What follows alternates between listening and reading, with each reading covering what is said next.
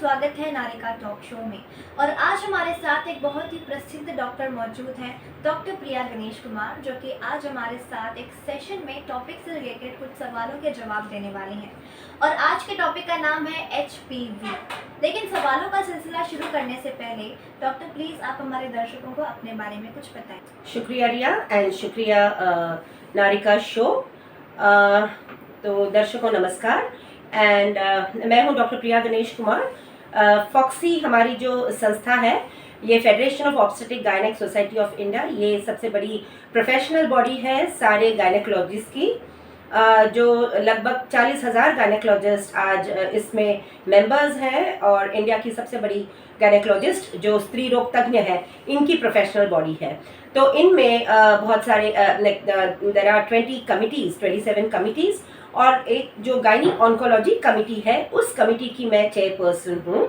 साथ ही मैं medical director हूँ ऑफ साई निवास हेल्थ केयर। ये हमारी जो हेल्थ केयर है, ये एक सुप्रसिद्ध हेल्थ केयर है जो प्रिवेंटिव ऑन्कोलॉजी पे ज़्यादा स्तनों के कैंसर और गर्भाशय के मुख के कैंसर के ऊपर काम कर रही है। और लगभग अब अराउंड फ्रॉम 2005 से ये कार्यरत है, 2005 से कार्यरत है। और हमारी 35 ये है ना फ्रेंचाइजी सेंटर्स हैं पैन इंडिया। और मुख्य तौर पे हमारी जो हेड ऑफिस है वो है मुंबई थाने में और दिल्ली में। So thank you very much, नमस्कार। धन्यवाद डॉक्टर। तो डॉक्टर, ऐसा कौन सा पल था जब आपने डॉक्टर बनने का फैसला किया? जैसे हम सब जानते हैं कि 12वीं में जब एक वन स्टूडेंट एंटर्स 12वीं में जब आता है छात्र, तो तब उसे डिसाइड करना रहता है कि अब उसे करना क्या है। तो अधिकांश तो सब छात्रों के सामने तो इंजीनियर और डॉक्टर्स की एक लाइन लंबी सी ड्रीम रहती है।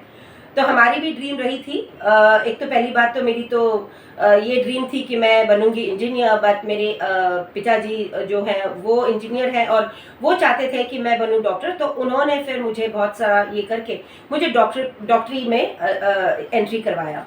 जब मैं डॉक्टर की जैसे मैं मेडिकल स्टूडेंट बनी, तब मैंने समझ लिया था कि ज़रूर यही मेरी एक लाइन है जो मैं I couldn't have become anything else than a doctor। तब मैंने यही सोच ही लिया था कि यस, यही सही है मेरे लिए। धन्यवाद डॉक्टर। तो डॉक्टर, बढ़ते हैं हमारे सवालों की ओर। तो सबसे पहला सवाल ये है, जो कि टॉपिक का नाम ही है HPV। तो सबसे पहला सवाल ये है कि डॉक्टर HPV आखिर होता क्या है? HPV ये एक कीटाणु है जिसका नाम है, टोटल अगर विस्तृत करें तो ये है ह्यूमन पैपिलोमा वायरस। तो ये वायरस है, कीटाणु है, इसके कहते हैं HPV। और ये 150 से भी ज़्यादा अधिक स्ट्रेन्स में मौजूद है।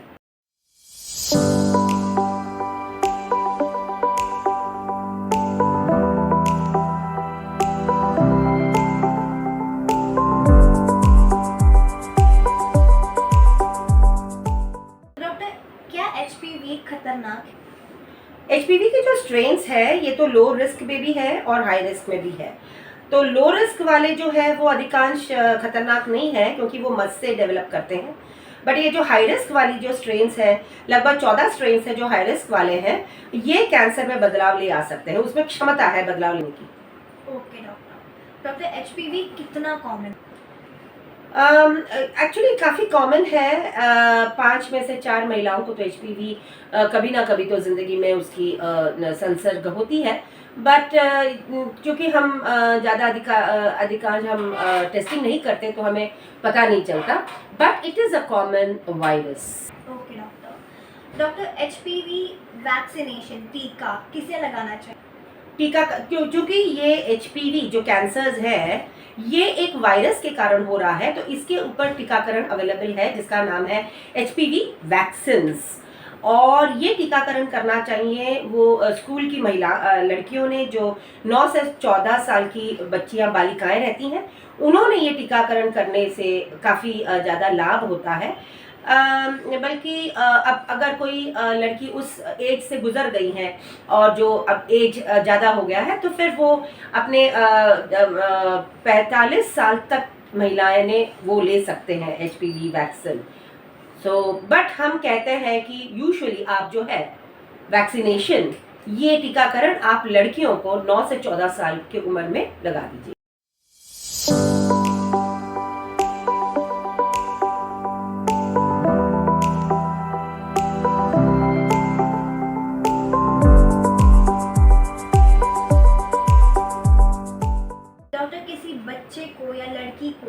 ये टीका लगाना चाहिए? जैसे अभी हमने डिस्कस किया था, 9 से 14 साल की उम्र की आयु की लड़कियों को ये टीकाकरण इसमें लगाया जाता है, 2 इंजेक्शंस लगाया जाता है 6 महीने के अंतर पे।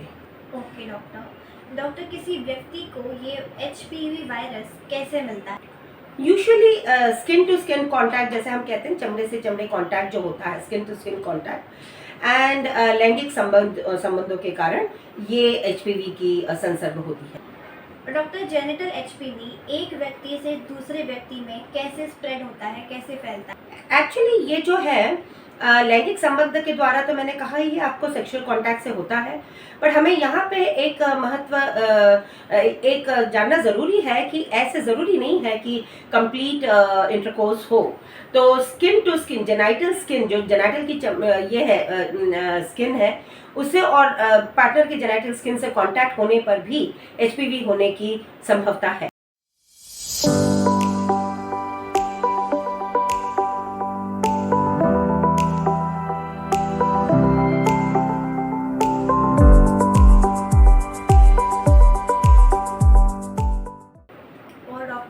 एचपीवी संक्रमण के लक्षण क्या? एचपीवी संक्रमण के लक्षण, जैसे एचपीवी मैंने कहा है ये लो रिस्क और हाई रिस्क होता है। तो एचपीवी की जो लो रिस्क है ये यूजुअली मस्से या वॉट्स में बदलाव ले आती हैं।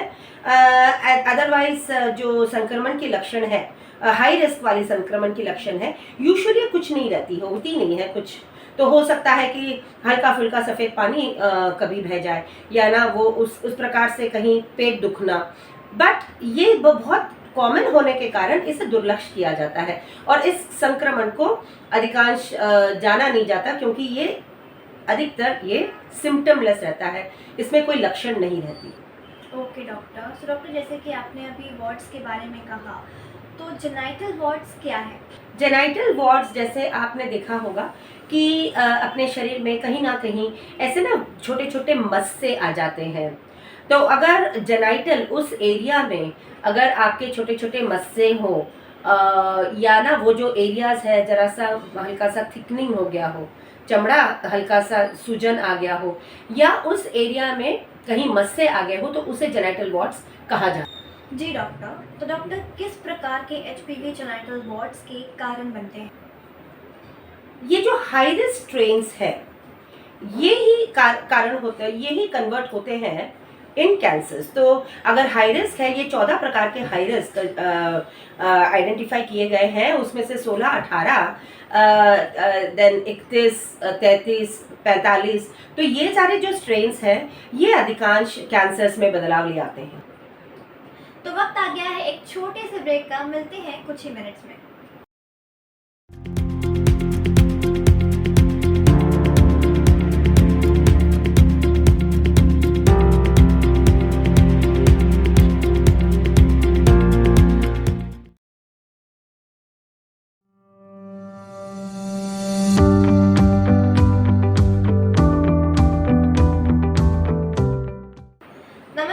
स्वागत है फिर से नारिका टॉक शो में ब्रेक के बाद आप सभी का।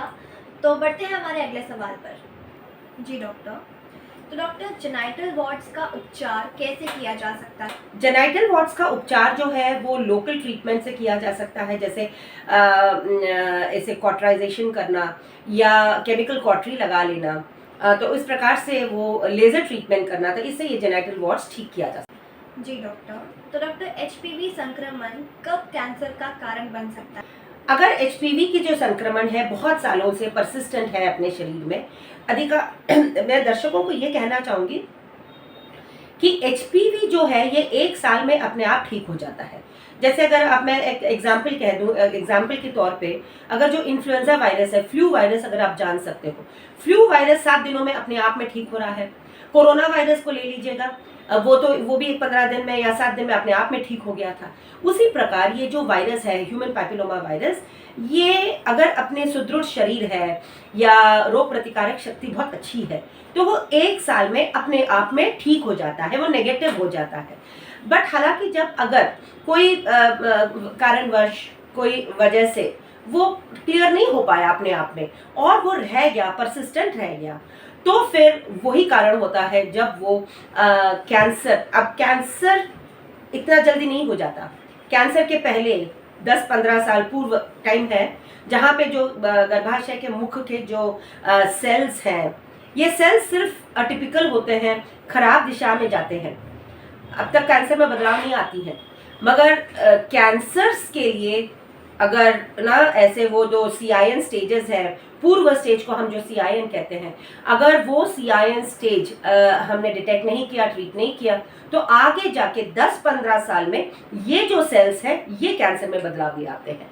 तो HPV यूजुअली 15, हम कहते हैं कि 10 से 15 साल के अंदर अगर वो क्लियर नहीं हुआ तो कैंसर में बदलाव लाने की संभवता है। ओके डॉक्टर, और डॉक्टर सर्वाइकल कैंसर को विकसित होने में कितना समय लग सकता है? सर्वाइकल कैंसर के पूर्व यानी उसके पहले एक स्टेज है जिसे हम कहते हैं प्री कैंसर स्टेज, जिसका अगर मैं साइंस में बोलूं तो it's a cervical intra epithelial neoplasia, इसकी पूर्व स्टेज, यानी यहाँ पे कैंसर अब तक आई नहीं है, फैला नहीं है, ना कैंसर की शुरुआत तक नहीं हुई है, सिर्फ वो जो सेल्स है वो सेल्स में बदलाव ला रहा है। ओके, और इसके भी स्टेजेस हैं, 3 स्टेजेस हैं। तो इसके बाद, इसके उपरांत अगर उसे ठीक नहीं किया या उसे उसकी लक्षण हमने समझा नहीं या उसे हमने फाइंड आउट नहीं किया और उसे ट्रीट नहीं किया, तो फिर जो हाई रिस्क है ना, गेट 3 वाला जो CIN, वो बदलता है कैंसर में। तो आप समझ सकते हो कि it takes around 10 to 15 years इसे कैंसर में आने के लिए, विकसित होने में।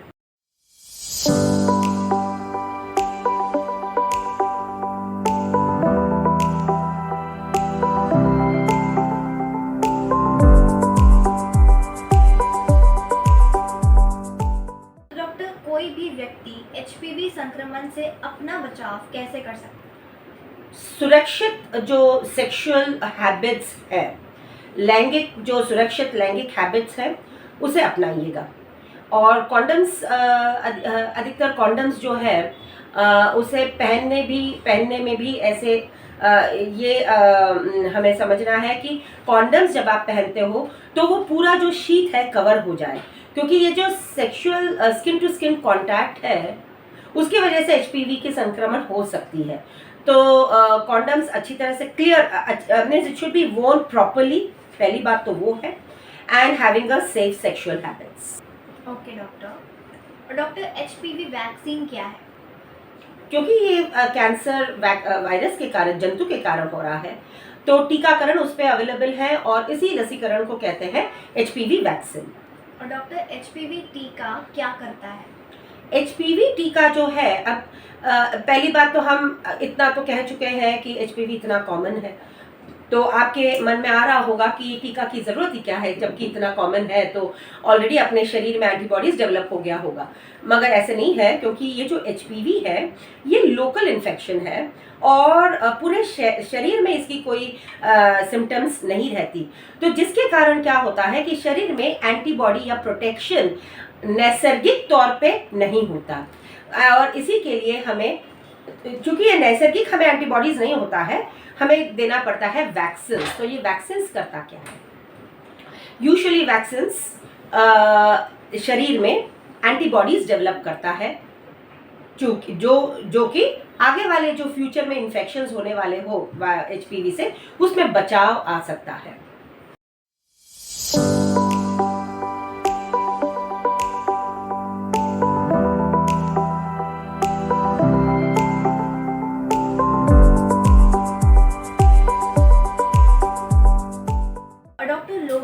HPV टीका कब लगवाना है? यूजुअली हम तो सारे जितने भी संस्थाएं हैं, जितने भी कमिटीज़ हैं, एडवाइजरी बोर्ड्स हैं और IAP है, इंडियन पीडियाट्रिक एकेडमी, हमारी जो संस्था है फॉक्सी, WHO, सारे की रिकमेंडेशन यही है कि आप जो है बच्चियों में 9 से 14 साल की बच्चियों की जो उम्र है, इनमें 2 टीकाकरण करनी चाहिए 6 महीने के अंतर में। और डॉक्टर, ये HPV टीका कैसे दिया जा सकता है? यूजुअली IM जो अपन नॉर्मल इंजेक्शंस देते हैं उसमें उसी प्रकार दिया जाता है, इंट्रामस्कुलर। ओके डॉक्टर, क्या HPV टीका सुरक्षित है? बिल्कुल सुरक्षित है। हमने तो इतने सालों में हमारी तो कब से लगभग 2 डिकेड से हम ये वैक्सीनेशन दे रहे हैं, तो हमने कहीं इसमें कोई एडवर्स इफेक्ट नहीं देखी है। हाँ, छोटी मोटी हल्की फुल्की जो रहती हैं, जैसे रेडनेस हो गया या इचिंग हो गया, या जैसे ना पेन हो गया, जैसे अब कोई भी इंजेक्शन देते वक्त हो सकता है, तो अदरवाइज कोई मेजर एडवर्स इफेक्ट नहीं दिखा है।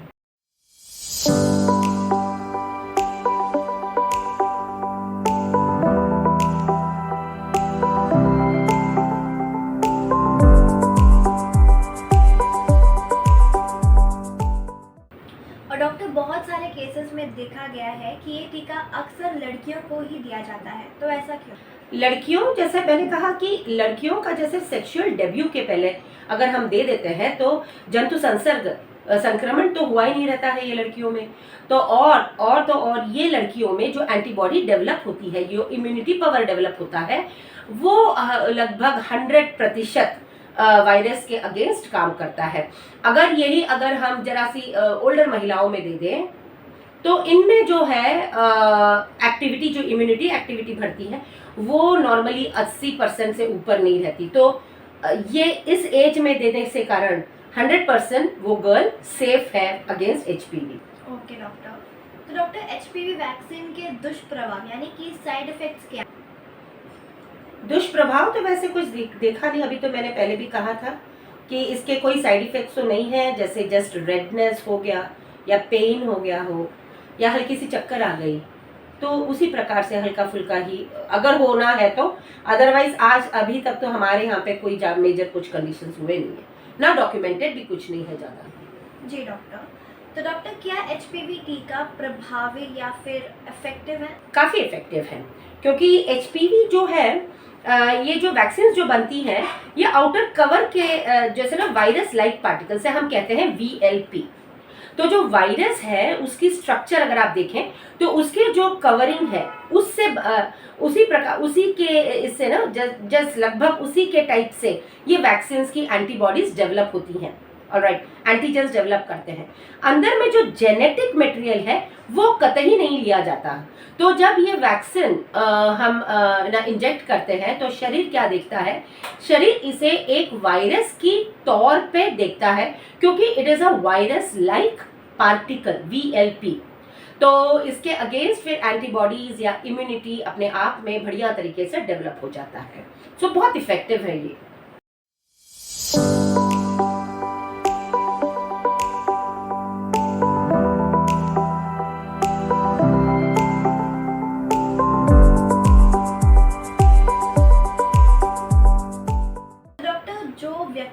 सेक्सुअली एक्टिव है तो क्या ये टीका उनके लिए इफेक्टिव है?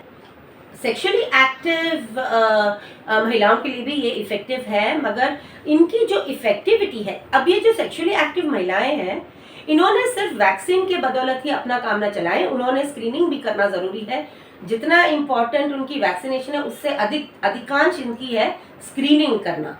तो आप एचपीवी के आपको ऑलरेडी हो चुका है क्या संक्रमण, ये भी आपको जानना है, बट एक समझना ज़रूरी है यहाँ पे बहुत अच्छी तरह से दर्शकों ने कि हर बार जब आप आते हो वैक्सीन लेने के लिए, इसके पूर्व आपको एचपीवी स्क्रीनिंग, क्या मुझे एचपीवी हुआ है, वो जानने की ज़रूरत नहीं है। तो आप सेफ्टी तौर पे वैक्सीनेशन ले लें, वो 80% आपको काम आएगा।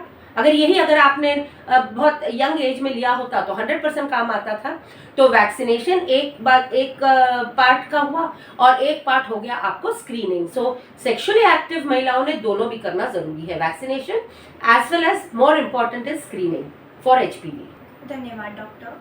तो डॉक्टर, एचपीवी टीकाकरण के कारण क्या कोई एलर्जिक प्रतिक्रिया हो सकती है? अधिकांश तो देखा नहीं गया है, एक हाथ कोई डॉक्यूमेंटेड केस होगी तो, बट अदरवाइज तो ये नहीं देखा है यूजुअली।